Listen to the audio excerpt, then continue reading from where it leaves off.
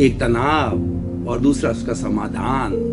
तनाव किसे कहते हैं? तनाव का मतलब खिंचाव आना, टेंशन, स्ट्रेस, स्ट्रेन।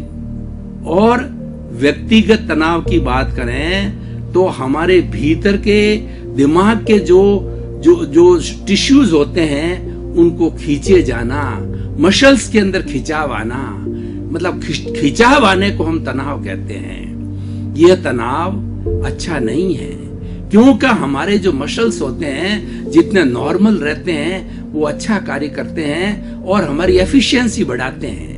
हमें मानसिक शांति होती है तो हम हर कार्य बड़े आराम से सोच समझ के करते हैं और बड़ी प्रसन्नता से करते हैं, बड़ी दिलचस्पी से करते हैं और लगन के साथ करते हैं। लेकिन जब तनाव पैदा हो जाता है तो व्यक्ति डिस्टर्ब हो जाता है, उसकी शांति गायब हो जाती है, उसके प्लेजर्स गायब हो जाते हैं, उसकी खुशियां गायब हो जाती हैं। आज का युग तनाव का युग है। एक छोटे से बच्चे को पूछोगे तो वो कहेगा कि मेरे होमवर्क का तनाव है, और उसका बैग हम देखें तो बच्चा तो जो है 10 किलो का, बैग जो उसका 15 किलो का है, उसके बुक्स का भार उसके स्वयं के भार से अधिक है। यह भी एक तनाव का कारण है। और इतने विषय पढ़ाए जाते हैं प्रारंभिक स्कूल के अंदर कि बच्चे को उन सब को लिखने में, होमवर्क करने में बड़ा टेंशन की अनुभूति होती है।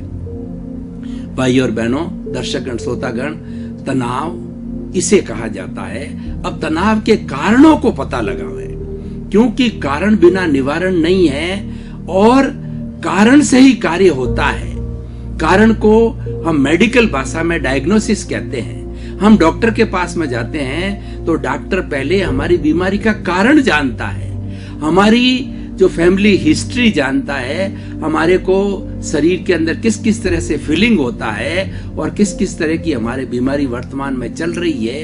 इन सभी चीजों के निष्कर्ष के बाद वह पहुंचता है, डायग्नोसिस पर पहुंचता है। तो डायग्नोसिस एक तरह का कारण है। तो हमारे तनाव का भी हम कारण का पता करें। कुछ कारण मैं मोटे मोटे तौर पे कारण आपके सामने प्रस्तुत कर रहा हूं। तनाव का सबसे बड़ा कारण यह है कि आदमी की कैपेसिटी से अधिक कार्य का बोझ लेना। मेरी कार्य करने की कैपेसिटी दिन में 10 कार्य कर सकता हूं, लेकिन मैंने 15 कार्य अपने हाथ में ले लिए हैं। किसी भी फील्ड का व्यक्ति हूं, चाहे ठेकेदार हूं, चाहे जो है प्रोड्यूसर हूं, चाहे जो है मैं शिक्षक हूं, तो जो काम मैं कर सकता हूं उससे ज्यादा कैपेसिटी में, उससे ज्यादा संख्या में काम लेने से वो तनाव पैदा करते हैं। क्योंकि जिनका कार्य हमने लिया है, जिनको समय दिया है कि आज की तारीख में इसको पूरा कर देंगे, तो वो बार बार रिमाइंड कराते हैं और कार्य के रिमाइंडर के से जो है वो कार्य न पूरा होने के कारण हम तनाव में चले जाते हैं। ये मुख्य कारण है। दूसरा कारण है कि कार्य की करने की धीमी गति। हम कार्य तो अपने हाथ में ले लेते हैं। आज हम लाइफ स्टाइल की बात करें तो ईश्वर ने, प्रकृति ने हर प्राणी को 24 घंटे दिए हैं, जिसमें 12 घंटे उसके नहाने के लिए, धोने के लिए, सोने के लिए, व्यक्ति कार्य के लिए। अधिकतम काम व्यक्ति 12 घंटे कर सकता है और कोई भी कार्य 2 घंटे में समाप्त होना चाहिए, नॉर्मल वे के अंदर, बिना हड़बड़ाहट किए, बिना टेंशन के अंदर आए और बिना अधिक स्पीड बढ़ाए हुए, बिना जल्दी किए हुए।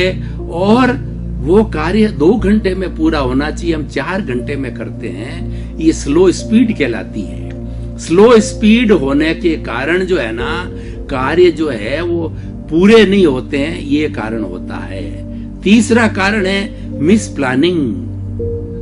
देखिए, हमको पता है कि हमारे यहाँ पर कितनी बिजली आती है, किस समय बिजली चली जाती है और उस कार्य के लिए बिजली की आवश्यकता होती है और उसकी अल्टरनेट व्यवस्था हमारे पास में नहीं है, कोई जनरेटर नहीं है या लाइट के लिए कोई व्यवस्था नहीं कर रखी है। तो वो जो समय बिजली गुल होने का समय होता है, वो हमारे उस काम के अंदर एक तरह से जो है रोड़ा अटक जाता है, एक ऑब्स्टेकल आ जाता है, उससे भी काम पूरा नहीं होता है। यह भी एक तनाव पैदा करता है। चौथा कारण है कि जिस टीम के साथ हम वर्क कर रहे हैं, चाहे हम दुकान का काम कर रहे हैं, चाहे हम क्रिकेट को खेल रहे हैं, चाहे हम देश का संचालन कर रहे हैं, चाहे हम राज्य का संचालन कर रहे हैं, चाहे हम परिवार का संचालन कर रहे हैं, अगर हमारी टीम के बीच के अंदर खटपट है, टीम के बीच के अंदर अगर हमारे कोई तरह के डिस्प्यूट है, तो अल्टीमेटली वो तनाव पैदा करता है। इसीलिए जिस टीम के साथ हम वर्क करते हैं उसके साथ में तालमेल होना चाहिए, डिवोशन होना चाहिए, डेडिकेशन होना चाहिए, और हमेशा आदेश जो चलता है वो एक लीडर का ही चलता है। चाहे पार्टी हो, चाहे जो क्रिकेट का खेल हो, चाहे जो है अपना घर हो, चाहे समाज हो, हर एक व्यक्ति लीडर नहीं हो सकता है। उस लीडर की बात को मानना, उसके अनुरूप, उसके निर्देशों के अनुसार कार्य करना है, यह हर एक का फर्ज बनता है। लेकिन आपस में खिटपिट होती है, आपस के अंदर तालमेल की कमी होती है, तो ये तनाव पैदा करता है। अगला कारण है आर्थिक संकट। हमने बड़े बड़े प्रोजेक्ट तो हाथ में ले लिए, लेकिन हमारे पास में पैसे की कमी है, तो उसको पूरा करने के लिए हमें रॉ मटेरियल की आवश्यकता होती है, मजदूरी का पैसा देना होता है, बिजली का पैसा देना होता है। लेकिन जब चुकाने का समय आता है तो वो चुक नहीं पाता है, तो कोई न कोई चीज कहीं न कहीं हर्डल पैदा करती है। तो हर्डल पैदा करने के बाद में हमारा जो आउटपुट नहीं आता है और हमारा जो टारगेटेड कार्य नहीं होता है, तो वो तनाव पैदा करता है।